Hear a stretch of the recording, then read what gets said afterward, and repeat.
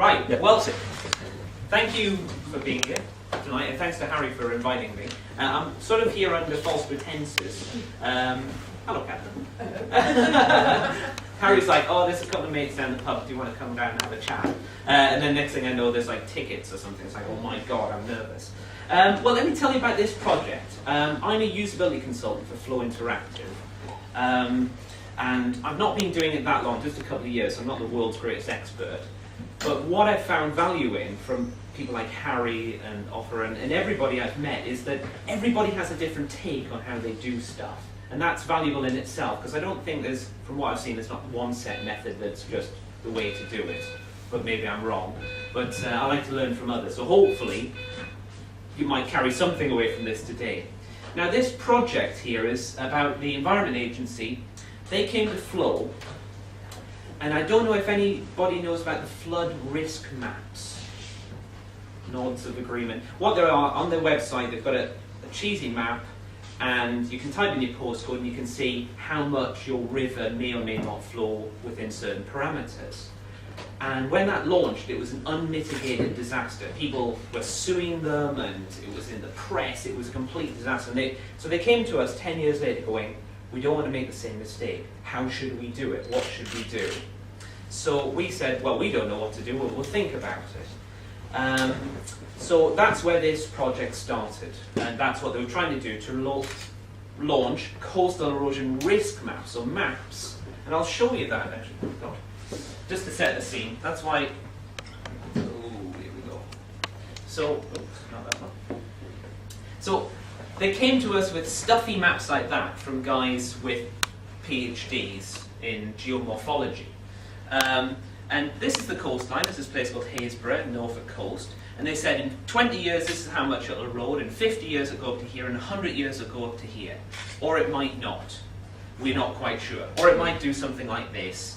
Or the data's wrong, and the computer models aren't really that good. Can you put this out in front of the public so they'll really appreciate it and find it easy to use? So that was the mandate that we had. We only found out these complications later, of course. And this is what we were trying to avoid. That Daily Mail, I drew this, Daily Mail, 2.1 million houses blighted at risk zones, insurers to increase premiums, no mortgages for coastal houses. So that's what they were fearing. So, back to the keynote. Joyce. Oh, bloody. So, this is the presentation that we made for them. So, we'll just go through this because we don't have very long. So what we did. So the scope of the project is, what should the map look like? So how big, how small, how shiny? And what information should accompany the map? So what's going to go with it? So how would, so the question was, what methodology should we use to find the answers to these questions? What would be the best for us to do? Because we were given a blank slate. And we could have had the lab thing and stuff, but we thought, it's better to go out in the field because we get that context to the findings, and we want to find out what real people said. But there was another aspect to this. There was professionals, people who dealt with the public on a daily basis, call staff, local authorities, all sorts of people, and they had great insights as well. So this is what we did. We had, at our usability labs, we had 8 professionals in, talked to an hour and a half, me and them, or tell me all about what you did, and they brought in all sorts of interesting artifacts, this being one of them. 1949 Coastal Protection Act. I said, and people brought that sort of thing in. I said, why? And they said, that's talking to people in the speak they understand, which was interesting. So we had all these sort of extra bits that captured what we're looking for. And then I went out to the jolly place of Haysborough, and also down at Hastings. And the reason we went out into the field was we wanted to see, for example, in Hastings, it's well protected, and it's a certain type of person. And we want to go to high-risk Norfolk. So we want to get that, when you're looking at ethnography, you want to get, that area at Haysborough. We want to get the whole spectrum, from people who sit pretty to those people who are looking at their garden disappear into the sea every day. So So what do we find out? Well, what we did, this is the Hotel de Paris, and Stephen Fry used to work there actually, and the people were dead. You can't believe how animated people were about the coastline. They were. It wasn't just another object, or it's another place I live, I buy or sell a house. It was their community. It was all about being British. And if you consider the stuff we saw, I took all these pictures. You know, Queen Victoria standing pretty. You know, cheesy places, piers, lighthouses. These are all part of people's inheritance. So when you approach a topic, we didn't care, we're sitting in London. But when I went out there, I had people jabbing me in the chest. You're the antithesis of what we like. You know, you people down from London. And I was like, oh, hold on. You know, I had this right old guy giving me. And then, you know, they were saying, you know, you've got Churchill here. We'll fight them on the beaches. We'll not surrender. The point of ethnography is to take these stories, is to take these passions to, not to be insulting to the Environment Agency or DEFRA, but, you know, they're wining and dining at nice restaurants in central London. They're not living necessarily in these communities. So we bring these stories, these narratives alive. We bring them up with them with photography. And we tell them with a lot of passion. We try to convey that. Because those people who make decisions have to feel the pain. They have to feel the difficulties of the public.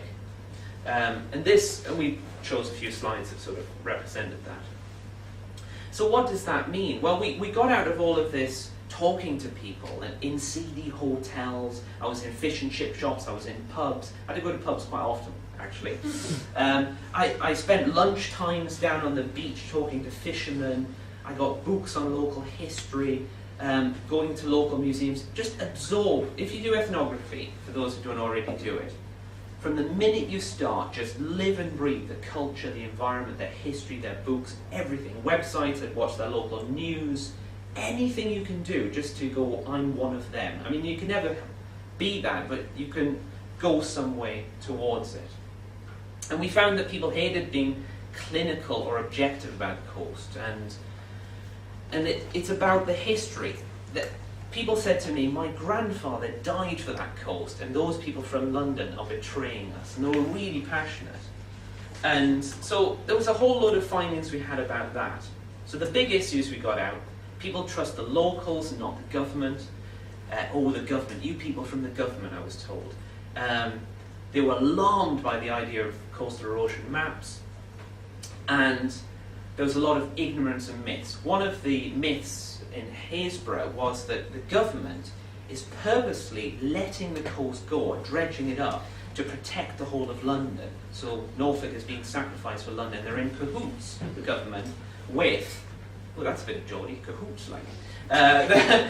Took myself back. The mad ideas they had, because it wasn't ignorance like they were being ignorant, but I don't know anything about particle physics, so that's sort of ignorant. So, in detail, so this is about locals. They said, you're a DFLer, aren't you? And I said, what the hell is a DFLer? You're a down from Londoner. And, oh, you people, and, oh, isn't that terrible? And I found a slide that this is how they think Londoners think of them. There's London, Brighton, Doctor Who, New York, Cambridge, Paris, and who cares? And that's honestly, when I met people, they were just like, oh, nobody cares about us. There's never any money for us. And they were just, they'd seen themselves, and if you look at the statistics, the coast has the highest unemployment, child mortality. It just falls off the edge of every graph when it comes to just poor lifestyles and so on. And when I was there was a BBC News, so this is one of the benefits of watching as much news when you can while you're there. This guy here has been covering it for years for the environment agencies. He said, I have sensed a great deal of mistrust between campaign groups, those fighting to protect the coast, and the Environment Agency. So they saw the Environment Agency as the enemy. Now this was a shock to the Environment Agency, because they thought, oh no, we're there helping people, and we spend £800 million every year protecting the coast. Nobody knew it. Nobody cared. Well, they did care, but they weren't informed. And so I showed them, there's a video of that which I showed them. And one of the local landlords, he said that the EA aren't using us and our local knowledge and tides and all this sort of thing. They're making up their own minds. So this ethnography is all about, again, bringing that story to the Environment Agency. Now this is a picture I took in somebody's cellar, who was a local historian. He was a bit strange, Peter. And he was, everybody I talked to knew, oh, that ballastard used to be there. They really knew the coast. It was quite shocking in this day of international travel and migrating communities that people had such a strong sense of community.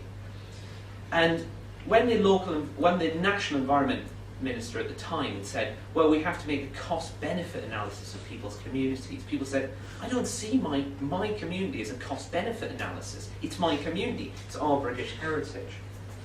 So, and at the same time, people were spending billions on the war and that sort of thing. I need to get through this a bit quicker. So the professionals, this is why we've interviewed the professionals, they said those coastal erosion risk maps are going to be a disaster, right? People won't understand them, the science is nascent and so on. So that's why we talked to the professionals as well. And to suggest that somebody's house might fall into the sea based on some sort of bad prediction was worse than useless. Blighting my house price with my taxpayers' money, not necessarily a good thing. Insult to injury, better be doing something. So this is the existing flood risk maps, and the professional said, let's have more of this, please, because we've already paid for the database and so on. And the public said, I want Google. So what I did, I gave people a computer, and anybody here from Clear left? Way! Silverback, fantastic piece of software. I wouldn't piss on Murray if it was on fire. Absolute rubbish. Murray has let me down so many times. It's heavy, it's slow, whatever. It's probably just my fault, but in my opinion, Silverback was such a godsend. I was the first guy to take it out on behalf of Flow, and we paid a massive price of 40 quid or something for the license. And we got it right. Had a few teething problems, and that's all been rectified. But I just put this, or a PowerBook, in front of people. I sat by the side of them, glass of water, cheesy hotel, and I got all people in, and they came in, and I said, so what? Let's have a look at Google, shall we? How would you look at coastal erosion? And they opened Google, and they're doing all sorts of things. And I showed them this, and they went, oh my God, and they couldn't use it. So by capturing information about the existing services, we were able to feed back that to the Environment Agency, who went, we thought people found it wonderful, but no, they don't. And when they saw people literally going, that's rubbish, I've never used that, I don't even know where I am, it's a very powerful video clip to carry. And people wanted to zoom in to their house. One woman, she said, I can see my trampoline. And where's the coast going to erode to? And they wanted to work it out by metre. Whereas the professionals said, hey, we can't give them all that information. They'll be interested in general trends and geomorphology. Well, even people who lived in Haysborough, whose houses were disappearing thing, I said, how much time have you spent looking at coastal erosion? They said, none. Do you know about groins and rock armour and revetments? No. But you live on it. Why haven't you bothered looking any of this stuff up? I don't care. And what we discovered is that the professionals think about the coast as an object, as a science, as a career, whereas everyday people think of it as a beautiful place where they go walking their dog. They don't care about it as a subject. So bringing that back to the Environment Agency, go, oh yeah, we have to talk about it in entirely different terms. These people care about it in a different way. So some of the ignorance and myths there. So again, two people had looked at this, and as soon as they saw it, said, oh, that's too difficult. Coastal erosion and Wikipedia. Oh, no, it's too complicated. And their interest was that. The Environment Agency loved that. I gave this sort of a talk a bit like this to the board of the Environment Agency in a cellar, and they'd been there about 6 hours hearing about procedures. And they were all great flames. I tell you, they invited me back to Bristol because of the flames. They said, oh, we like that. Don't leave out the flames, whatever you do. So people had mad ideas about nobody cared who was doing anything.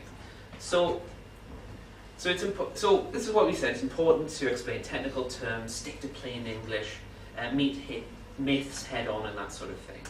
And then we did some recommended solutions. So they said there was an older gentleman there, and he's worked in local authority on the coast for decades, and he said, usability, it's a load of rubbish, it's a waste of time and money, it's just a box-ticking exercise. And after we'd finished with this talk, which was a bit longer and a bit more in depth, he said, you've completely changed our idea of what usability is. This is really good stuff. And they commissioned a whole new unit of work after this because of it. Straight away, they said, let's get going as fast as you can. Because he thought usability was just saying, what does the user want? We'll give them that, and they'll be happy.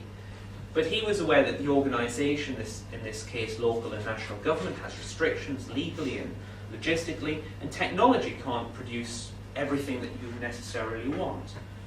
So what is UCD? It's about this, sort of this Venn diagram. That's that nice place in the middle where everything meets, and you've got a good compromise between what's possible and what's aspirational. So what we found out from our research, the professionals said, oh, make it complex and give people lots of information. And I went out to the public, to little tea shops and stuff, and the people said, we don't care, we don't give a monkeys, just make it simple and reduce the amount of information. I'm just going to glance at this. And then we came with a lot of recommendations. So this talk, the reason I'm showing you this is because if you don't know what the research was, the next bit doesn't make any sense. So, what happened from there? I'll just fast forward. So we had these bits. This is after the second piece of work. So what did we do afterwards? After we'd done all of this work and got a big wall full of Post-it notes and things, we went out to the public again. We sort of designed new things. And I better show you that first, actually. Is F. Okay. Is that full screen? And window. Anybody know how to make it full screen? It's Apple and the old little Apple Alt F. Button. That's what I thought. Alt P. Because it's in slideshow mode. That's why. Let me push the play button. So, what we did after that, we went to look. I went to hundreds of websites, and so I thought, hold on, UK can't be the first country in the world to have coastal erosion. So part of our ethnography was also an expert sort of, not evaluation, but looking into all of the other places and who's done it. You know what? Nobody else has done it in the world because it's bloody complicated and it's a stupid idea. So, no, it's true. Everybody, you're doing what when I contacted them? And all I could find, I went to a little museum in Hastings, and there was a guy, he came out and he kept original leaflets from when they did Hastings Seafront up. He kept them all in archive and had copies of each, and here's the guy. And he said, oh, have this, and I sent them back to Peter when he finished. And he said, this is what people understand. Simple, at a glance stuff. Simple diagrams, and this type, I understand this. One of the guys, when I was talking to him, he said, you know what you Londoners use? Weasel words. What? What's a weasel word? He said, oh, indicative zones of erosion. What's that mean, you know? They have also other things like retreating zones. That means you're going to do nothing, does it? Yes. Oh, well, why not call a spade a spade? People want forthright and normal. So by unearthing all this stuff, it adds to the body of evidence that you can present back to the client and say, listen, what people are saying loud and clear is this, and you need to back that up. And I found that people were doing mashups of coastal erosion themselves on the web. So it was sort of, people were seeing a need for this stuff. So it wasn't kill the project, but do something else with it. And then other people had done things like this, which was abstract levels of erosion and defense. And so what did we do? The usual, I don't know, I presume everybody does this, but walls full of posters, all of our findings. And what we did, we invited the client back and we walked them around the room And we said, this is the thoughts we've been having. These are the problems we're having. This is what people have been saying. And it was like they walked into the data and they went, oh, this is really good. And we took them through wall by wall by wall. Instead of giving them well, we did reports. Actually, it might be worth passing these around. We did long reports, fancy graphics or whatever, so you can get a feel for sort of. I didn't know there was many people, so I didn't print many out. And that really helped in winning people over. So before we put the big heavy report out and the display thing, we got the buy-in from the client. And I said, is this the sort of thing you would agree with? And again, yes, that's spot on. Now, what we found is that the majority of the country is protected, right? Brighton, Hastings, Manchester, Liverpool, Newcastle, London. There are millions of people that live in conurbations that don't have to worry about coastal erosion unless we abandon the very fundamentals of our societies that we don't care about. But obviously we're probably not likely to do that. So people were saying to me, hey, don't scare us with erosion risk maps. Ooh, scary, house prices. Sarah Beanie will be having a fit. Because we have nearly 100% of protection. But there's a minority of people, and we're talking 1,000 houses, that they do genuinely have to worry. So they say, tell us how much we really need to know. So all of that synthesis of findings came down to those two statements, really. So we said to them, listen, you've got a duty to the public as a public body, not to spend our money to alarm us or hit our house prices. Government should help the citizens, not hinder them. You have a public duty not to do this.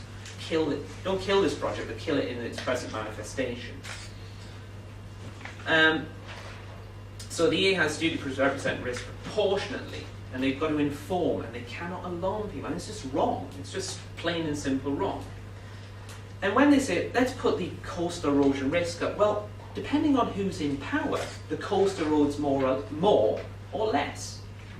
So if the Tories are in, the coast stays where it is. If the Labour comes in, the coast, believe it or not, that's because a Labour government will spend less on coastal defence than a Tory one, or vice versa. It really depends on area to area. So you've got to put it in all perspectives. So our understanding, erosion models, data fidelity, perceptions of risk, our historical coastline, you've got policy, you've got elections coming up. Oh, elections coming up, we'll put 100 million Norfolk's way, right?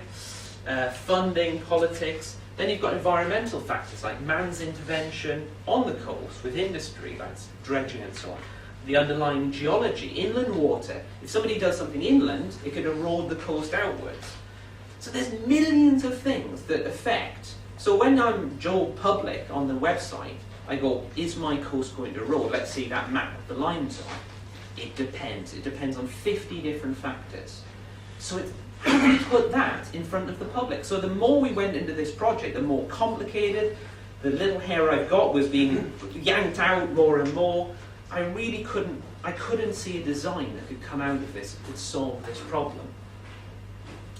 And what came out of, I went back to the Postit notes and thought, what are people really wanting here? And what do they need? People were saying, I don't see the Environment Agency doing anything for me. And the Environment Agency says, we wish people appreciated and knew what we did for them. People were saying, I don't understand erosion, and isn't it dependent on defence as well? Actually, I don't care about erosion. I only care that I'm being defended.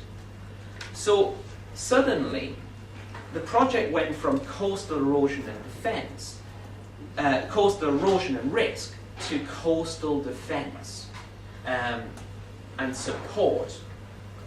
So we said, let's show all the factors and allow people to gauge risk. Because we said to people, I said, what about high, medium and low risk?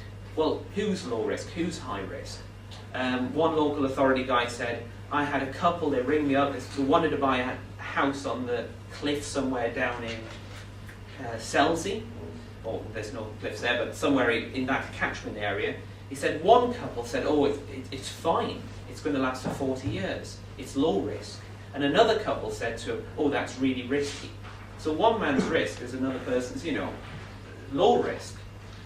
So how can you use that? Even the nomenclature, even the taxonomy is how do you say, subjective. There's no objectivity to this stuff. And then I went to the tech people and I said, what the hell can we do with this map? And they said at 1 to 20,000, which is the highest res they have, 10 meters of erosion would equate to 0.5 of a mil, which is about half a pixel if you could ever made it. So that, on a web browser, would be 1 pixel wide. All 3 bands. And so how are you going to use that? You'd need 13,000 PDF maps if they were downloadable, which all would have to be updated. They'll all be out of date continuously.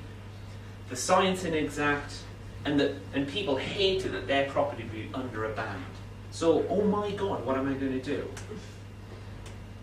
So, I said, right, I structured the data. I said, what do people want from this to start with? Well, firstly, you need to understand sorry, nobody can read this. You need to understand the proposition. Then everybody's going to come from the map. I talked to people, I said, when have you ever looked up coastal erosion or any topic? They said, when there's something on the news or my neighbour's bitching about the local government not paying for something. So they're coming for the map. Then they want to get a hold of the right person, they want to read facts, and they hardly want to know anything about coastal erosion as a subject, so that's really small. So as a blob map, conceptually, this is the apportionment of information on the website. So this is the first step towards coming towards the design. And then, just to show you sort of how that led up to it.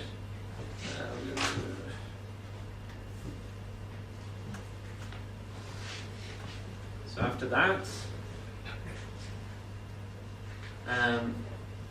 that's another thing. The coast is divided. Every segment of the coast has a special number, and it's really complicated. It's owned up by 5 different players. So we put, this is the blob map. This is level of interest. It's 65%, 28, and 8, and then done as a bar graph. There's 11 coastal zones in the UK. This is fascinating stuff, but they're all subdivided into other zones and God knows what. So how you would look that up. We did scenarios of how people would come to the information. And because everything was local, people only cared about the locality. They didn't care about the whole of the UK. That all information has to be clustered around a postcode. And out of the discussion with people, we found that they don't want jargon, they want it simple, they want things in perspective, the big cloud, no weasel words, be realistic, but not alarmist. Because we said, maybe we should dress it up and not give them anything to be alarmed about. And people said, no, I'm an adult, tell me how it is, but don't exaggerate it. Be sympathetic, local is best, bullet points,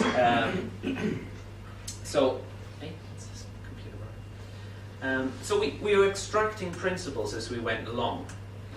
None of these are in order, of course. Now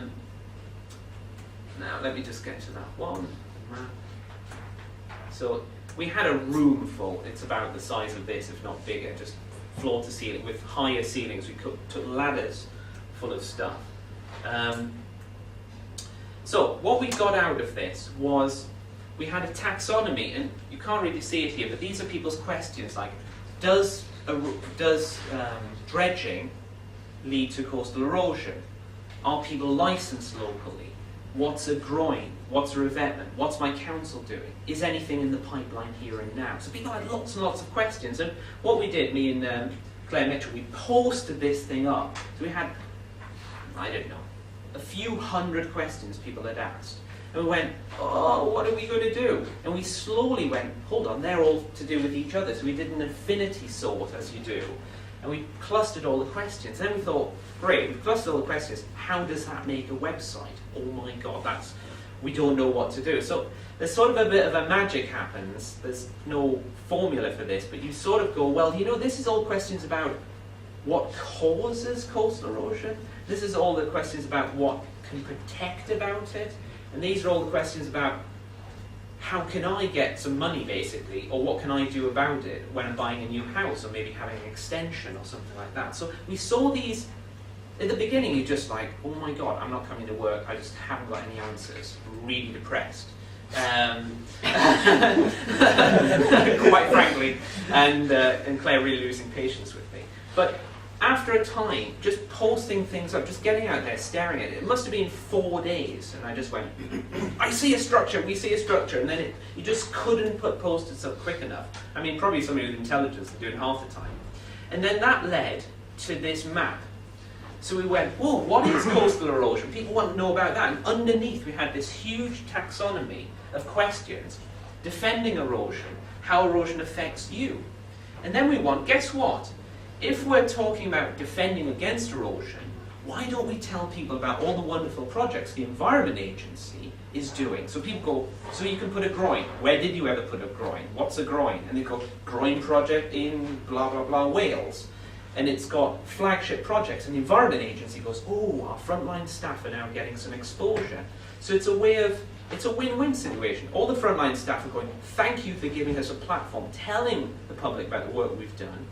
Budgets, phrases explained, pictures, and the local map obviously is the map is the main hub to this.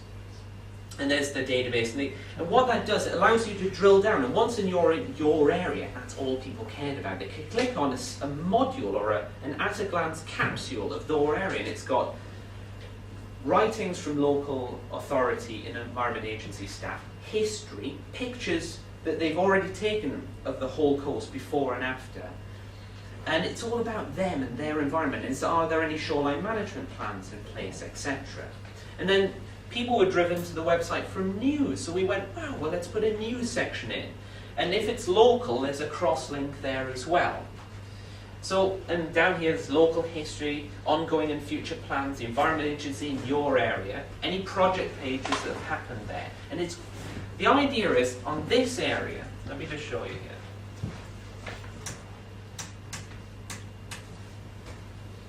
So this is this fleshed out. I made this an Omnigraph. Lovely program if you get a chance to use it. But, you know, horses for courses. So there's the home page. So this was the learning area. This was geographically independent information, so sort of just facts basically, like how waves work and all this sort of thing. And this is local content. Nobody cared about that. Nobody cares at all about that stuff. They care, my map, my area, tell me if I should worry about my house. Or the typical scenario is I'm moving to area X, will it disappear in 20 years? So that's why people came down here. So, you know the cloud with the little man looking up, what is erosion? This is all about answering that question. Well, this is the funding for groins. Yes, you've got groins, but they haven't been updated since Victorian era. Or they've got funding for the next 50 years, and you live in this council area. And this is how the local currents work in your area. So people are allowed to put risk in perspective for themselves. And then, every time it says rock armour, ooh, look, defending erosion, here's something about rock armour, and it tells them in full.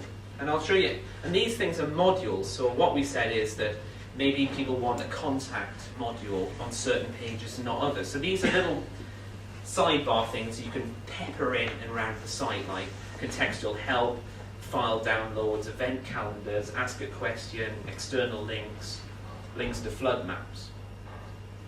So this was sort of conceptual and also semi-structural for people. So what did we go on to make? Well, we had some really complicated things. The whole England is divided up and divvied up and owned by 5 or 10 different government organisations. And we said, the users wanted a completely fluid Google map. Let me go anywhere, drag anywhere, see any single minuscule point and tell me about that. But the Environment Agency said, no, you can't have that. We have these blocks. You're here, or you're here. You can't be somewhere in between. So we had walls full of things, information on 2 areas which flow around the map, and we just had blood coming out of our ears. It was a design problem that was impossible to solve. So discrete individual data in an unfettered map, it's just mad. So wherever I'm looking on the map, give me the data. But you're looking for regions. So how am I going to show that? And this is what we did. So I'll have to show you the actual thing in situ very quickly.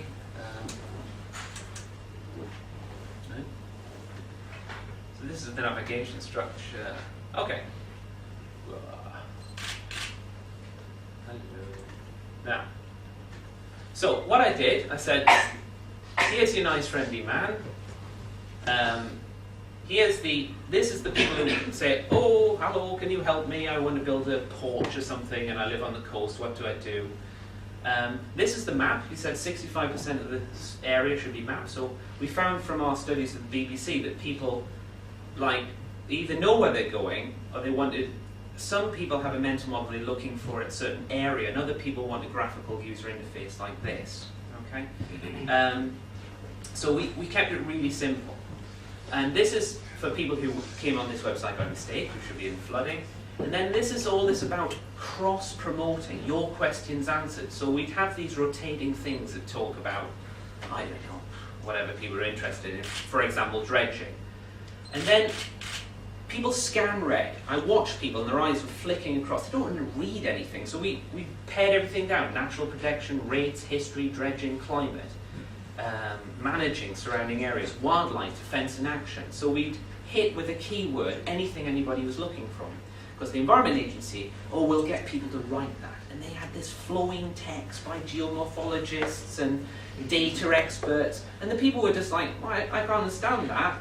I just tell me in my own language. How we can help. And this is one of these sort of news items or whatever. So it's a bit like, nobody's ever going to look at any of this stuff, but it was about giving them a heads up that other content was available as they drill down. And this is the new stuff which drives people SEO to the site. So what they could do is just click here, choose a sub area. I just mocked this up in like an afternoon, right? So it's not particularly well done. And then they go, oh, I'm interested. So this would all be in one page. And then they say, oh, I'm interested in this. And they go down to this area. And they just keep drilling down till they get to the area they want. And at this scale, I had to work out all the scales, it was a bloody nightmare. At 1 to 50,000, people would see this is coastal defence and this is coastal erosion. They would see it as an abstraction, not on top of their coast, but outside of it. Because, firstly, nobody knows where the coast is. Every day, sometimes 16 foot can disappear in some areas. Unlikely, but it does. So maps are out of date like that, literally overnight. So firstly, don't make that mistake. Secondly, they said to me, we don't have a key for coastal defence or erosion. Can you make one? So I went, oh, I don't know. Here's one. I hope you like it. I don't know if they'll change it or not. And then they have these phrases like managed realignment and no intervention and advance the line and hold the line. That managed realignment means we're not going to do anything. So wherever there's one of those weasel words, I have this mouse over event that says no intervention in this area, let nature take its course, no defences are erected or maintained here. So plain speak. And if they want to know more, they can click on that, learn more about natural erosion, and they can go to the learning area. They can learn about it in depth if they want to. And if they're interested, say, okay, so this was the problem. You remember our units of data, so discrete area about Selzy, discrete information about Medmurray and so on. And a map you can move around. So what I did, I said, okay, we're going to make an icon for each area. And you can only get down so far. And when you click on it, okay, I've got all these, popped up. This is, this should, what is it? Oh yeah. Get used to this problem.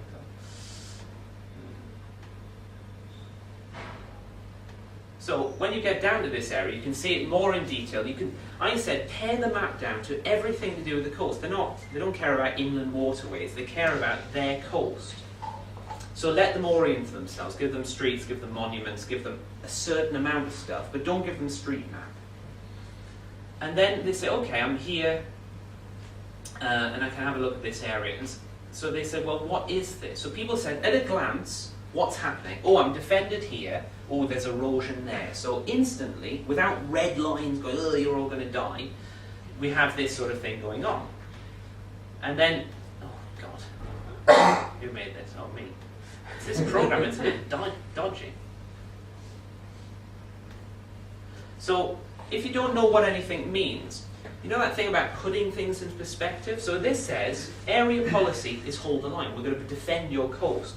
Coastal erosion is negligible due to the existing defences. Defence type is groins and rock arm, and you can click on those and find out what groins and rock arm is. Funding, centrally funded until 2010. Oh, that's not bad. Who's in charge? Selsey Council. So it's about putting erosion and defence in perspective. And then, this bloody is driving me mental.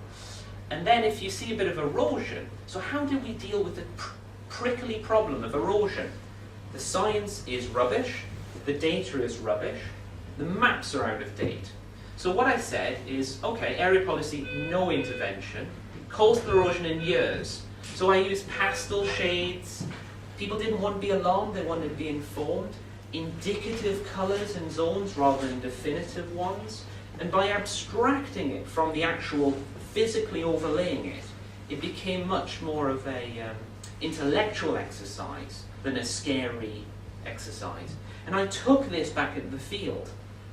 And I took this laptop and I showed it to people and they said, oh, that's very good. Oh, I wish I'd had that when I bought a house in my area. People loved this and they were alarmed by the original one. So, and that was a very sort of powerful message for the Environment Agency, that we could say, listen, if you do it with design 1, scared people, physically being abused, jabbed in the chest, etc. That's a real aggro from people. Then I took this out to people and said, oh, when is it going to launch? I can't wait for this. A complete turnaround. And I obviously before this launch, before I even suggested this, I talked to all the tech people. I said, can it be done? They said, yes. They boasted they could do anything. Now, this is only part of it, because once people are down here, they get an at a glance. Remember, people weren't interested in coastal erosion. They were like, oh, okay, but you've told me a bit, but I want to know more. So to support those slightly more advanced users, I made a local area page. So you're down here in your local area. It gives you a taxonomy up here, or a sort of breadcrumb rather. It tells you a little bit about the area. It tells you about the defences, the area funding, what plans there are in your area. You can click and download them and find out more. You can see who's supporting you. Look at this guy, God. And then the problem is I didn't have any data. I had to make this all up from the top of my head. So there'd be links through to your local history page, the Environment Agency activity in your area. So don't start whinging out to your local councillor if you can read here that, guess what, there's a £10 million project just about to be launched in June, for example.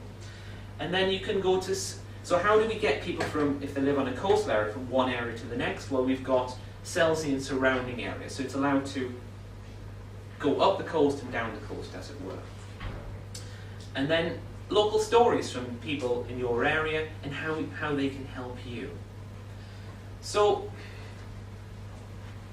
because they wanted to show this map and they had a certain outcome in mind, they went, what you're doing here at Flow is radically different from the scope. We're going to show coastal erosion and risk.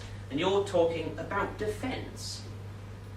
And what the Environment Agency is doing, that's completely off scope of your findings, don't match what we wanted. So they went to Hilary Benn, the the Minister for the Environment, and we got the approval for this to go forward. And it was that big a deal, because they had to go back to the Minister to get further approval, because it was that radical. But what swung it? What swings? They weren't difficult clients, they were a delight to work with. But they're very bureaucratic, they're set in the ways, and they said, oh, it's about risk and coastal erosion. Now we were coming saying, you know what, people just don't, that doesn't wash with people. And what helped was background supplementary information, news feeds, heartfelt personal testimony given face to face to the recipients. And just like, listen, I talked to, and name the people and say, this is what she said. It was quite upsetting because I had people crying and so on. It was quite, I still feel emotional about it now, but I had people who'd lost their house with me, and they were just like, Simon, oh, you know, well, there's no money for us, and they were just heartbroken and homeless. And I was like, ethnography can be quite a tough gig sometimes. And I drove out to the houses in the evening, and take pictures of their environments. And I told that story, and it was very tough actually. But that sort of gave me the fuel to say, listen, I'm not going to scare the pants off even more people. I'm going to inform them and give them what they need. So this was, for me, a very personally motivated sort of project, a very informative one. And I was lucky to even have this project, actually. So anyway, so sorry, have a look at the brochure and see or the document, see what came out of it. But it was great. And if you get a chance, grab it, I would say, an ethnography project. Sorry, that's it.